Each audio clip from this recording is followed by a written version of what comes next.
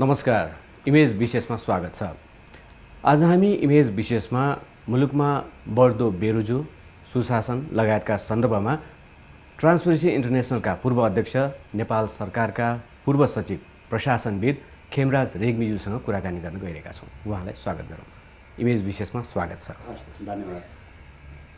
बेरोजु भन्ने बित्तिकै एक किसिमले ओहो भ्रष्टाचार, ठुलो रकम भ्रष्टाचार भएछ भन्ने सुनिन्छ।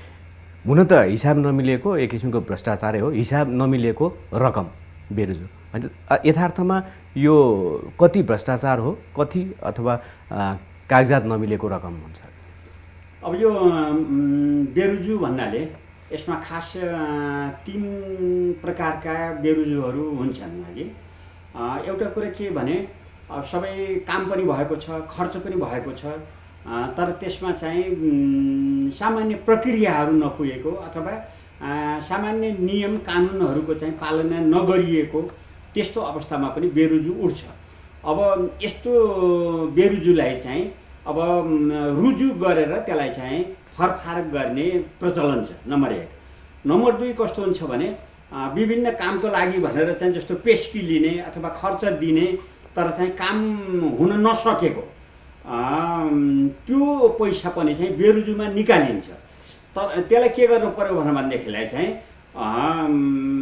काम गर्न लगाएर त्यसलाई चाहिँ फरफारक गर्ने हुन्छ। कहिलेकाहीँ कस्तो हुन्छ भने जस्तो चाहिँ तोकिएको रकमभन्दा बढी खर्च भयो, छुट्याएको बजेटभन्दा अथवा कुनै कारणले स्वीकृति लिएको रकमभन्दा बढी अथवा चाहिँ बिल भरपाईहरू चाहिँ पेश नभएका इत्यादि चाहिँ छन् भने त्यसलाई के गर्छ भनेदेखिलाई चाहिँ र खर्च भएको छैन, होइन, तर चाहिँ मान्छेले पेस्कीहरू लिइराखेका छन् अथवा पैसा लिइराखेका छन्, काम भएको छैन भने त्यस्तोलाई त्यो चाहिँ असुल उपर गर्ने भन्ने हुन्छ कि अब त्यो उसले अब त्यो काम गलत नियतले लिएको होइन, तर गर्दा गर्दै उसले चाहिँ काम गर्न सकेन अथवा चाहिँ फरफारक चाहिँ गर्न सकेन अथवा उनीहरूको चाहिँ कानुनले तोकिएको भन्दा बढी खर्च भयो, लिन नपाउने खर्चहरू चाहिँ गर्यो लियो भने त्यसलाई चाहिँ असुल उपर गर्ने लिने भन्ने हुन्छ। त्यो चाहिँ त्यसलाई होइन, त्यो बेरोजु निस्केकोलाई उनीहरूले पैसा फिर्ता गरेर त्यसलाई चाहिँ बेरोजु फर्सेट गर्ने भन्ने हुन्छ। तेस्रो के हुन्छ भनेदेखिलाई चाहिँ जस्तो पैसा लियो अनि काम हुँदै भएको छैन कि जस्तो पुल बनाउँछु भनेर पैसा लियो, पुल चाहिँ बनाएकै छैन, तर चाहिँ सबै पैसा चाहिँ उसले चाहिँ किर्ते बिल भरपाईहरू बनाएर फरफारक चाहिँ गर्यो भन्ने भयो भने त्यो चाहिँ महालेखाले चाहिँ त्यसलाई पक्रिन्छ कि त्यो चाहिँ अनियमितता भन्छ उसले। वास्तवमा यो चाहिँ खासमा भ्रष्टाचार हो। अब महालेखाले यसलाई के गर्छ भने असुल उपर गर्नुपर्ने भन्ने हुन्छ यसलाई, होइन, असुल उपर गर्ने भनेर जुन चाहिँ उनीहरूको चाहिँ त्यो बेरोजुमा चाहिँ कैफियत जनाइएको हुन्छ, वास्तवमा त्यो चाहिँ भ्रष्टाचार जन्य काम हुन्छन्।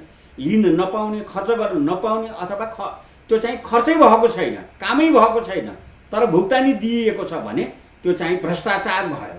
अब उसको भाषामा चाहिँ अनियमितता भयो भन्छ र त्यसलाई चाहिँ असुल उपर गर्नुपर्ने सम्बन्धित व्यक्तिहरूबाट भनेर भन्छ र त्यो वास्तवमा चाहिँ भ्रष्टाचार चाहिँ हो।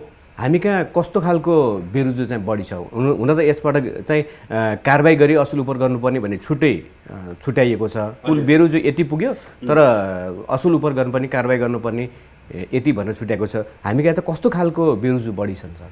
बेरोजु यो रित नपुगेका चाहिँ बेरोजुहरू धेरै छन् वास्तवमा, है कि, तर चाहिँ दुर्भाग्यपूर्ण कुरो के भएछ भने जस्तो त्यो असुल उपर गर्नुपर्ने खालको बेरोजुहरू पनि बढ्दै गयो र दोस्रो प्रकारको जुन चाहिँ काम गरे भन्दा बढी चाहिँ बिल भरपाई चाहिँ गरेर पैसा लिने ओर्ने त्यस्तो किसिमकाहरू अथवा बिल भरपाई नभएका खर्च भएका छन्, गरिएको छ तर त्यसका चाहिँ आवश्यक नियम कानुनहरू चाहिँ पुर्याइएको चाहिँ छैन।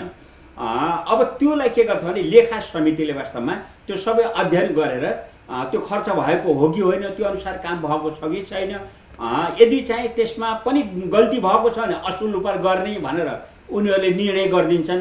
होइन भनेदेखिलाई चाहिँ त्यसलाई चाहिँ फरफारक गर्ने चलन हुन्छ र पहिलो नम्बरको चाहिँ धेरै जसो चाहिँ पहिलो नम्बरकै हुन्छ काम भएको पनि छ, तर चाहिँ सामान्य प्रक्रियाहरू चाहिँ नपुगेका कारणले बेरोजु औँलाइदिएको हुन्छ।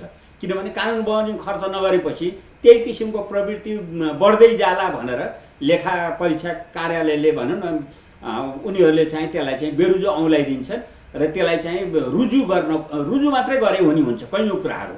जस्तो पहिला चाहिँ म शिक्षा सचिव हुँदाखेरि यो प्राथमिक तहका विद्यालयहरूमा जुन अनुदान जान्थ्यो अनि त्यहाँ आन्तरिक लेखा परीक्षणै भएन। लेखा परीक्षण गर्नको लागि छुट्टै पैसा सरकारले दिएन, विद्यालयहरूले पनि गर्न सकेनन्। हो त्यो चाहिँ के भयो भनेदेखिलाई चाहिँ बेरुजु निस्क्यो। अब शिक्षकले तलब पनि खाएका छन्, खर्च नि भएको छ हैन। पछि चाहिँ अब त्यो के गर्यो भने लेखा समितिले त्यो छुट्टै चाहिँ अब उपरान्त चाहिँ लेखा परीक्षणको लागि पनि पैसा निकासा गरिदिनु भनेर चाहिँ आदेश पनि दियो र चाहिँ त्यो जुन भुक्तानीहरू भइराखेका थिए अथवा हुनुपर्ने थियो तिनीहरूलाई चाहिँ त्यो बेरुजु चाहिँ फरफारक गरेको अवस्था पनि चाहिँ छ। त्यसो हुँदाखेरि त्यो पहिलो नम्बरको चाहिँ बेरुजु चाहिँ धेरै हुन्छ त्यो चाहिँ। हजुर, भनेपछि हामी कहाँ बढी चाहिँ प्रक्रिया पुग्या हुँदैन। प्रक्रिया नपुर्याइकन चाहिँ गर्ने अथवा कानुन मिचेर गर्ने कहिलेकाहीँ होइन। काम भएको छ अब भइहाल्छ नि, काम भएको छ मैले केही बदमासी गरेका छैन भन्ने हुन्छ। तर त्यो के भने कानुन विपरीत गरेका कुराहरू अब बेरुजु भयो, अनियमितता भयो। तर त्यो अनियमितता चाहिँ सच्याउन मिल्ने खालका चाहिँ अनियमितताहरू चाहिँ भयो। भनेपछि आर्थिक अनुशासन त अनुशासनहीनता त बढ्दै गयो। त्यो चाहिँ हो, बढ्दै गयो।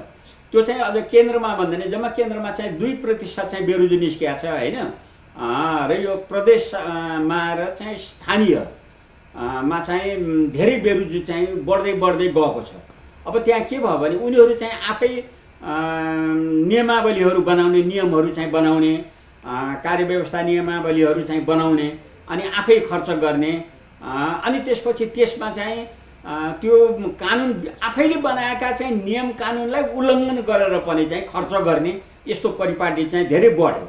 जस्तो उदाहरणकै लागि भनौँ, पोहोर सालको चाहिँ यो महालेखा परीक्षाको चाहिँ वार्षिक प्रतिवेदनमा एउटा सायद त्यो उल्लेख थियो होला, नभए बाहिर खबर आएको, त्यसलाई अख्तियारले पनि चाहिँ सोधपुछ गरेको सम्मत थियो।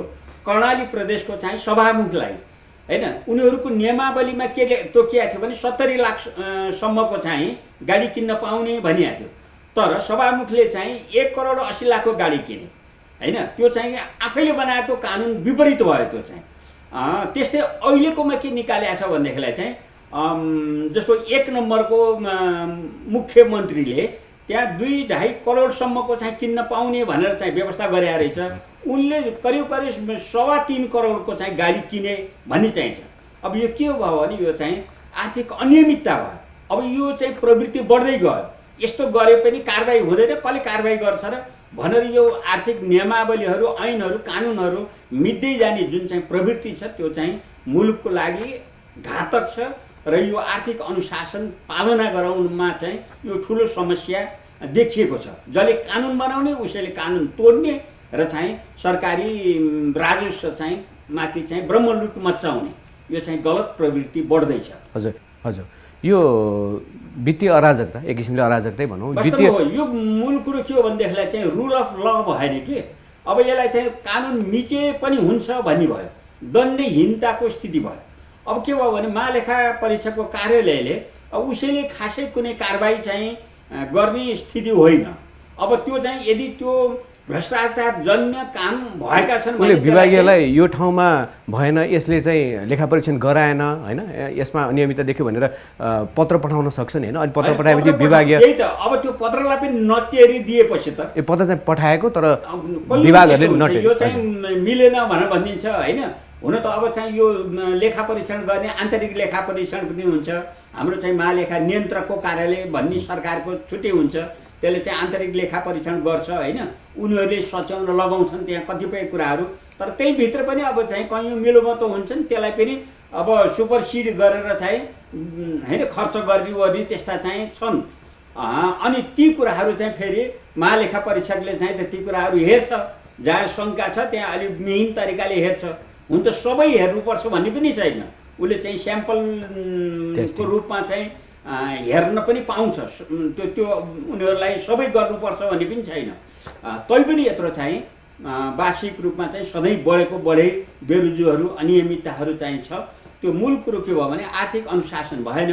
त्यो आर्थिक अनुशासनमा राख्नको लागि जुन कडाइ हुनुपर्ने हो, जस्तो हिजो के थियो, अब पञ्चायतकालमा त नभनौँ, राणा शासनहरूमा चाहिँ त्यो कुमारी चोकले पक्रन्छ भन्ने चाहिँ थियो होइन। कयौँ मान्छेहरू जेलमा बस्ने भानुभक्तकै कुराहरू चाहिँ छन्। अब त्यो चाहिँ कानुनले दिएभन्दा बढी खर्च गर्यो अथवा रकम चाहिँ लियो खायो फिर्ता गरेन भनेदेखिलाई चाहिँ कारबाही गर्ने चाहिँ थियो। अब अहिले कारबाही गर्ने भनेको कसले भने लेखाले चाहिँ औँल्याइदिन्छ। अब त्यो कुरालाई चाहिँ भ्रष्टाचार जन्य काम कारबाही भएको छ भने अख्तियारले हेर्नुपर्ने हो। अख्तियारले अलिकति कडाइका साथ चाहिँ त्यो असुल पर गर्नुपर्ने, अनियमितता भएको छ असुल पर गर्नुपर्ने रकमहरू भनेको छ भने त्यस्तोमा चाहिँ अख्तियारले अलिकति कडाइका साथ चाहिँ 2-4 केसहरू जहाँ चाहिँ ठुला पदाधिकारीहरू संलग्न छन्, मन्त्रीहरू, सचिवहरू, विभागीय प्रमुखहरू हुन त उनीहरू मार्फतै हुने कुराहरू धेरै जसो। हजुर, को बढी यसमा जिम्मेवार हुन्छ सर? अब राजनीतिक कर्मी यो आर्थिक वित्तीय अराजकता को लागि प्रशासक अथवा राजनीतिक कर्मी को बढी जिम्मेवार हुन्छ? फेरि चेकमा हस्ताक्षर गर्ने त प्रशासकहरूले गर्छन्। अब यसमा मुख्य लेखा उत्तरदायी अधिकारी भनेको सचिव नै हो। उनी जिम्मेवार हुनुपर्ने हुन्छ। जहाँ भनौँ न अनियमितताहरू भएका छन्, कानुनले तोकिएको भन्दा बढी खर्च भएका छन्, अब त्यसमा चाहिँ दायित्व लिनुपर्ने चाहिँ सचिवले नै हो, विभागीय प्रमुखले नै हो। जस्तो अहिले त करोडौँ रुपियाँसम्मका चाहिँ ठेक्कापट्टा स्वीकृत गर्ने अधिकार चाहिँ विभागीय प्रमुखलाई दिएको छ, सचिवलाई पनि होइन। तर त्यो सबै उसलाई अधिकार दिए पनि त्यो लेखा उत्तरदायी अधिकारी भनेको चाहिँ सचिव नै हो। त्यस हुनाले त्यसमा रेखदेख नियन्त्रण र चाहिँ गर्ने काम सचिवको हो र उसले आफ्नो मन्त्रालय अन्तर्गत होइन विभाग अन्तर्गत भएका अनियमितताहरूलाई चाहिँ बेलैमा नियमित गराउन चाहिँ सक्छ, गर्नुपर्छ। नम्बर 1। नम्बर 2, अब कस्तो छ भन्नु होला भने नि, अब यहाँ ठुल्ठुला चाहिँ ठेक्कापट्टा भए अब यसमा चाहिँ राजनीतिक नेतृत्वको चाहिँ त्यहाँ चासो हुन्छ, उनीहरूले त्यसमा इन्ट्रेस्ट देखाउँछन्। अधिकार चाहिँ छ विभागीय प्रमुखलाई, तर मन्त्रीहरूले त्यसमा चाहिँ चासो देखाउँछन्। जस्तो ज्वलन्त उदाहरणको लागि गएको यो चाहिँ जुन कोभिड-19 को लागि स्वास्थ्य सामग्रीहरू खरिद गर्नको लागि ठेक्कापट्टा दिँदाखेरि त्यतिखेर त्यो सिसिएमसीको चाहिँ प्रमुख को थियो त भन्दा तत्कालीन उपप्रधानमन्त्री थिए।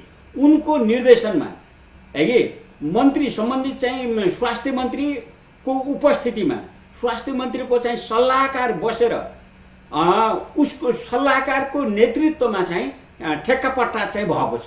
जबकि त्यो अधिकार भनेको चाहिँ स्वास्थ्य सेवा विभागको महानिर्देशकलाई हो। त्यहाँ उनीहरू किनाराका साथी बसेका छन्, सचिव पनि त्यहाँ उपस्थित छन्, उनी पनि किनाराका साथी छन्। माथिबाट आदेश आएको छ, मन्त्रीले त्यसलाई चाहिँ अब तामेल गर्नुपर्ने छ त्यो आदेश। अनि त्यो कसरी सजिलो हुन्छ त भन्दाखेरि आफ्नो सल्लाहकार, जबकि सल्लाहकारको कुनै कानुनी हैसियतै हुँदैन। उसले त मन्त्रीले कुनै सल्लाह माग्यो भने सल्लाह दिन्यो, बस उसको चाहिँ सकियो, उसको कुनै कानुनी अधिकार हुँदैन। अब साँच्चै भन्यो भने त्यो चाहिँ गर्ने ठाउँमा त्यो सचिवले अथवा विभागीय प्रमुखले तपाईँको यहाँ आवश्यकता छैन भनेर हटाउन पनि सक्ने हो। तर यहाँ यस्तो भयो कि हो राजनीतिक चाहिँ प्रभाव यति बढ्यो कि बिचरा चाहिँ महानिर्देशक सचिवहरू चाहिँ बोल्न नसक्ने अवस्था भयो र त्यसको परिणाम तपाईँले देखिहाल्नुभयो होइन। 1,24,00,00,000 रुपियाँको चाहिँ ठेक्कापट्टा एउटा त्यो स्वास्थ्य सामग्री खरिद गर्नमा कुनै किसिमको चाहिँ अनुभव नभएको व्यक्तिलाई अथवा ठेकदारलाई दियो, जसले चाहिँ के गर्यो त भन्दाखेरि 5 गुणासम्म चाहिँ महँगा सामग्रीहरू ल्यायो, नक्कली सामग्रीहरू ल्यायो। त्यही पनि चाहिँ उसले बोल कबल गरेको समयमा ल्याउन नसकेको कारणले गर्दाखेरि हाम्रो कोभिड नियन्त्रणमा चाहिँ ठुलो समस्या आइपर्यो र पछि चाहिँ बाध्य भएर चाहिँ त्यो काम नेपाली सेनालाई दिनुपर्ने भयो। जबकि त्यो सेनाको पनि काम होइन, तर सरकारले अब चाहिँ ल तपाईँले गरिदिनु पर्यो भन्यो कि त्यस्तो भयो। त्यसो हुनाले के भयो भने अब यो गर्न पनि कस्तो भएको छ भने रातारात 3 दिनका दिन चाहिँ सामग्री ल्याउने भनेर ठेक्का दिइएको छ। जबकि त्यो चाहिँ सामान्य प्रक्रिया अपनाउँदा नि महिना दिन लाग्दो रहेछ भन्ने कुरा त नेपाली सेनाले त्यो सामानहरू सप्लाई गर्दाखेरि 1 महिना जति लागेको छ। त्यसो हुनाले यहाँ के भयो भने यो पूर्व सुनियोजित ढङ्गले त्यहाँ चाहिँ कमिसन खाने खुवाउने सम्पूर्ण चाहिँ त्यो सुनियोजित ढङ्गले गरिएको हुनाले त्यसमा प्रतिस्पर्धा चाहिँ गर्ने मौका पनि पाएनन् अरूले। 3 दिनभित्र तपाईँहरूले यी सामानहरू सप्लाई गर्न सक्नुहुन्छ भन्दाखेरि कसैले पनि सक्दैन त्यो चाहिँ होइन। तर त्यसरी उनीहरूलाई पन्छाइयो र पहिल्यै चाहिँ साँठगाँठ गरेको चाहिँ ठेकदारलाई दिइयो हो। यो कुरो पनि चाहिँ महालेखा परीक्षकले चाहिँ स्पेसल्ली नोट गरेका छ। यसमा अनियमितता भएको छ, बदमासी भएको छ र हाम्रो भाषामा, हाम्रो चाहिँ ट्रान्सप्यारेन्सीको भाषामा भने त्यहाँ चाहिँ वास्तवमा त्यो सार्वजनिक खरिद ऐनका प्रावधानहरू मिचेर, नियमावलीका चाहिँ प्रावधानहरू मिचेर एउटा चाहिँ महामारीको चाहिँ समय भयो भन्ने एउटा चाहिँ हौवा पिटाएर वास्तवमा चाहिँ त्यहाँ चाहिँ राज्य कोषको चाहिँ म्याक्सिमम दुरुपयोग गर्ने चाहिँ षड्यन्त्र भयो र त्यसैको परिणाम वास्तवमा के भयो भने धेरै नेपाली जनताले चाहिँ समयमै औषधोपचार नपाएर मृत्युवरण गर्नुपर्ने अवस्था पनि चाहिँ आयो। अब यसमा नीतिगत भ्रष्टाचार सबै मिलेर कानुनको छिद्रलाई नै उपयोग गरेर यस्ता कामहरू हुन्छन्। नीतिगत भ्रष्टाचार भन्नाले के हो भनेदेखिलाई चाहिँ कानुनको अपव्याख्या गरेर, कानुनको नजरअन्दाज गरेर, अब यही अब यो ओम्नीको केसमा आफूलाई जस्तो चाहियो त्यस्तै नीति बनाएर अनि त्यसपछि चाहिँ क्याबिनेटबाट चाहिँ पास गराएर, त्यो क्याबिनेटबाट पास गराइसकेपछि त्यहाँ चाहिँ कर्मचारीहरूको कुनै भूमिका हुँदैन होइन। यस्तो किसिमले चाहिँ नीतिगत भ्रष्टाचार गरिन्छ र वास्तवमा चाहिँ हाम्रो मुलुकमा के भयो भने यो नीतिगत भ्रष्टाचारका कारणले गर्दाखेरि पनि यो बेरोजगारीको चाहिँ दर चाहिँ धेरै बढ्दैछ। अनि माथिल्लो तहकाले गरेका चाहिँ भ्रष्टाचारहरूमाथि कारबाही नहुने भनी भइसकेपछि तल्लो तहका कर्मचारीहरूले पनि अनि भ्रष्टाचार गर्नमा चाहिँ उद्यत हुन्छन्। किनभने उही महाजनो येन गतस्थ पन्था भनेछ होइन, ठुला मान्छेहरूले जुन बाटो देखायो अरू मान्छेहरूले त्यही बाटो हिँड्यो। त्यसो हुँदाखेरि हाम्रो मुलुकमा सबभन्दा ठुलो कुरो के भने अब राजनीतिक स्तरबाट हुने नीतिगत भ्रष्टाचारका कारणले गर्दाखेरि मुलुकमा एउटा चाहिँ राष्ट्रिय आर्थिक सङ्कट उत्पन्न हुने स्थिति चाहिँ उत्पन्न भएको छ। अब त्यस्तै हेर्नुहोस्, नीतिगत चाहिँ भ्रष्टाचारको चाहिँ अर्को चरम नमुना भनेको त यो गोकर्ण रिसोर्टको जग्गा जुन चाहिँ पहिल्यैदेखि नै होइन लिजमा दिइएको थियो 30 वर्षको लागि भनेर, त्यो 30 वर्ष अवधि पुरा हुनको लागि 6 वर्ष बाँकी थियो होइन। पछि कुन सरकार आउने हो के हुने हो भनेर हतारमा रिन्यू गरे होइन, त्यसलाई चाहिँ फेरि थप 25 वर्षको लागि रिन्यू गर्यो। त्यो गर्दाखेरि 25 वर्षपछि त्यसबाट कति आम्दानी हुने थियो, त्यसबाट चाहिँ मुलुकले के फाइदा पायो, हिजोको भन्दा बढी कति चाहिँ बढी रकममा चाहिँ सम्झौता गरियो, यी कुराहरू चाहिँ सबै अपारदर्शी भए, बाहिर कहिले पनि आएन। संसदमा पनि कुरो उठ्यो, संसदमा तत्कालीन चाहिँ उप प्रधानमन्त्रीले के भन्नुभयो भने यो विगतको भन्दा धेरै छ। धेरै भनेको कति, 1 सुइका 1 मोहर, त्यो पनि बढी हो हिजोको भन्दा। त्यस हुनाले कति करोड बढी भयो, कति अरबमा बढी भयो, त्यत्रो चाहिँ करिब 2950 रोपनी जग्गा छ त्यो चाहिँ है कि। त्यसो हुँदाखेरि अब त्यसलाई के गरियो त भन्दाखेरि पहिलाको त्यसको चाहिँ संरचना बलियो संरचना थियो। गृहमन्त्रीको अध्यक्षतामा मुख्य सचिव, गृह सचिव होइन, शिक्षा सचिव इत्यादि चाहिँ स्वास्थ्य सचिवहरू भएर अनि त्यसबाट भएका आम्दानीहरू त्यो नेपाल ट्रस्टका चाहिँ सम्पत्तिबाट आएका चाहिँ आम्दानीहरू शिक्षा र स्वास्थ्यमा मात्रै खर्च गर्ने भन्ने थियो।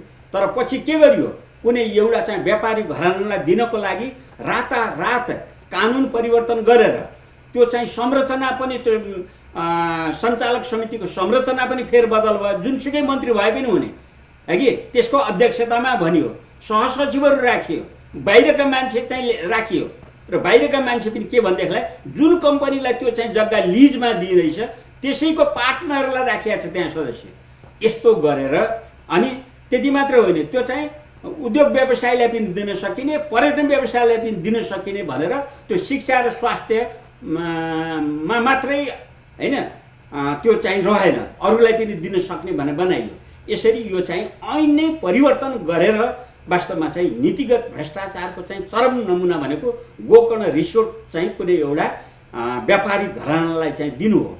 त्यस हुनाले यो कुरा पनि चाहिँ ऐन अन्तर्गत रहेर भन्दा नि ऐनलाई चलाएर ऐनलाई नै अब त्यो होइन धेरै जसो नीतिगत भ्रष्टाचार के हुन्छ आफ्नो लागि ऐन अलिकति चाहिँ त्यसलाई मिचेर त्यसका छिद्रहरू पत्ता लगाएर होइन त्यसको चाहिँ गलत व्याख्या अपव्याख्या गरेर अनि निर्णय गरेर नीतिगत भ्रष्टाचार गर्ने हुन्छ।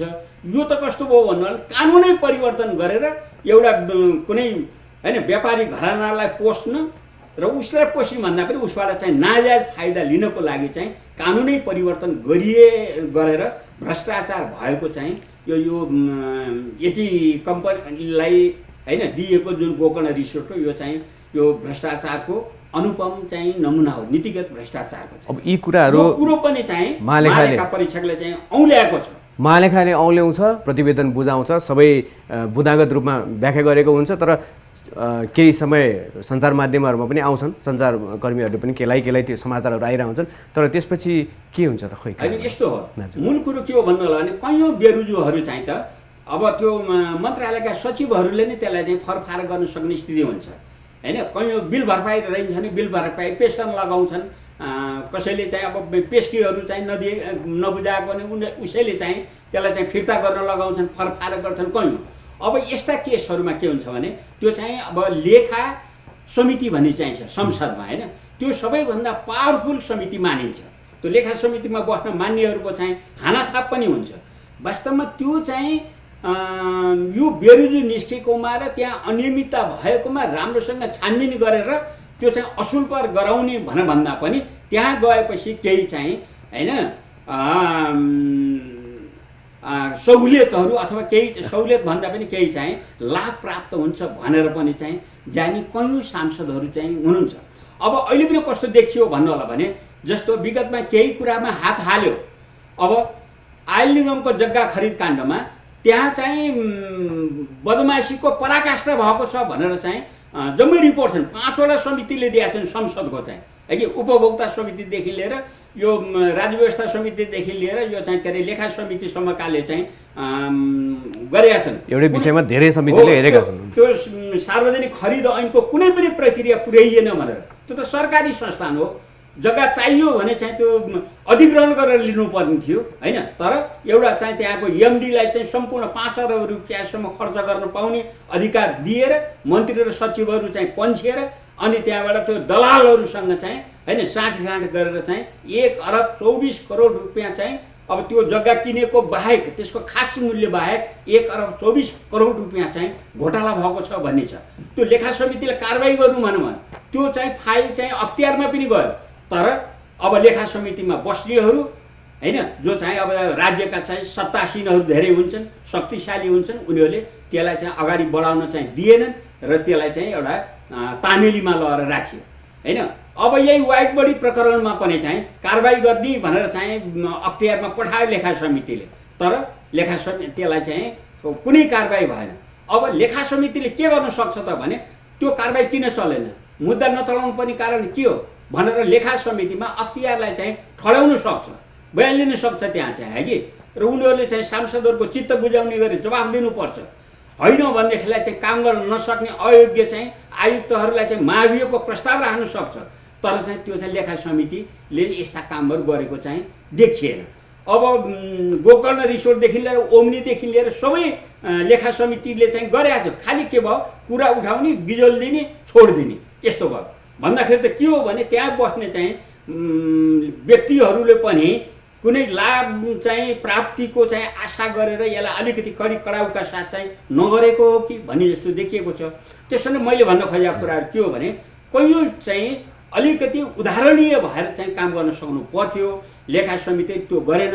लेखा समिति अहिलेको सन्दर्भमा भन्ने हो भने अब निधाएको छ कि निष्क्रिय छ कि वास्तवमा चाहिँ त्यो छ कि छैन कि भन्ने जस्तो अनुभूति चाहिँ जनतालाई भइराखेको अवस्था छ।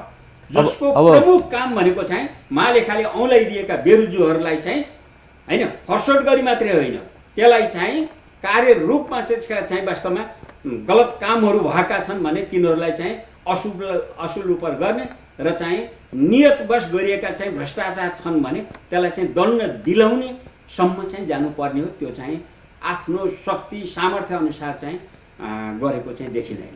एउटा त बेरुजु नै यत्रो थुप्रो चुलियो होइन, हरेक वर्ष चुलिँदै गइरहेको हुन्छ खरबौँ। अनि त्यो पनि त्यसमा पनि लेखा परीक्षकको भूमिका चाहिँ कस्तो हुन्छ?